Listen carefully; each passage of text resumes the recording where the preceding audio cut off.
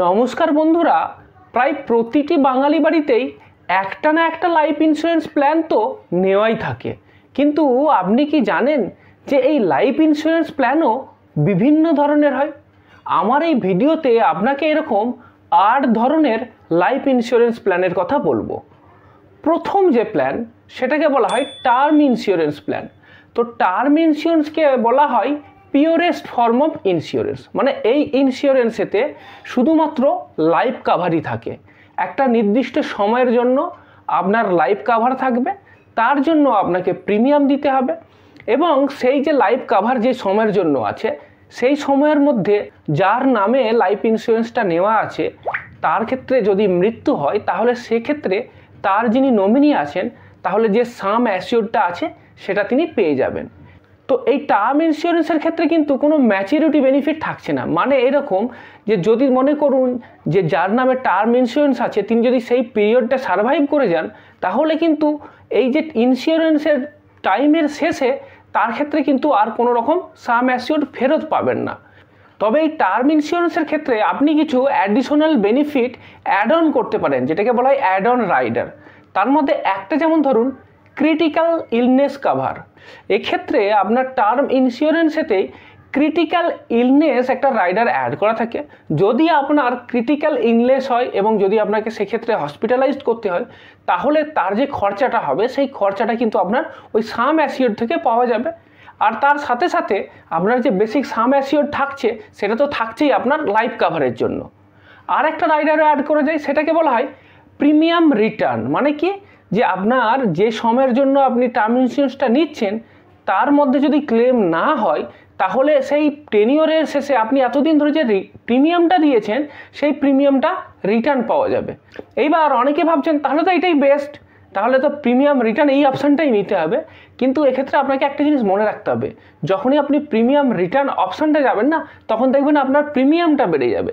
তো মোটামুটি ব্যবস্থা সেইভাবেই করা থাকে, তো সেটা আপনাকে দেখে নিতে হবে। এরপর 2 নম্বর যে ক্যাটাগরির ইন্স্যুরেন্সের কথা বলবো সেটার নাম হলো ইউলিপ। ইউলিপের পুরো নাম হলো ইউনিট লিঙ্কড ইন্স্যুরেন্স প্ল্যান। তো এই ক্ষেত্রে কি হয়, এক্ষেত্রে আপনার লাইফ কাভার আর ইনভেস্টমেন্ট দুটোই একসাথে কম্বাইন করে হয়।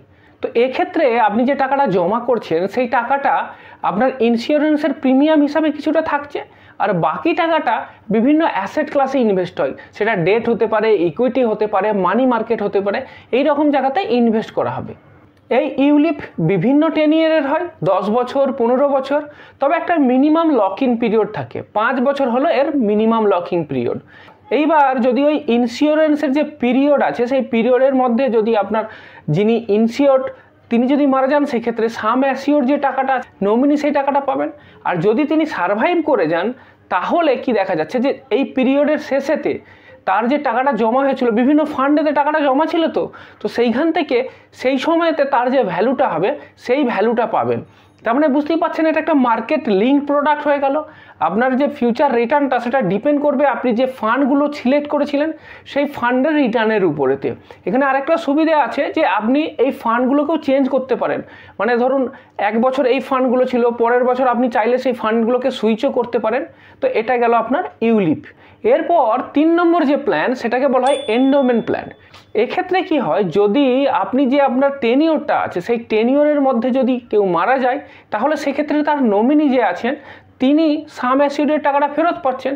আর ইনসিওর্ড পারসন যদি তার ওই যে টেনিওরটা আছে সেটা যদি সারভাইভ করে যান সেই সময়ের পরেতে তাহলে তার ম্যাচুরিটি সময়তে কিন্তু কিছু তিনি ম্যাচুরিটি বেনিফিট পাবেন। মানে সাম অ্যাসিওর্ড প্লাস তার সাথে সাথে বিভিন্ন ধরনের বোনাস অ্যাড হয়, তো বোনাস মিলিয়ে কিন্তু সেই টাকাটা তিনি পেয়ে যাবেন।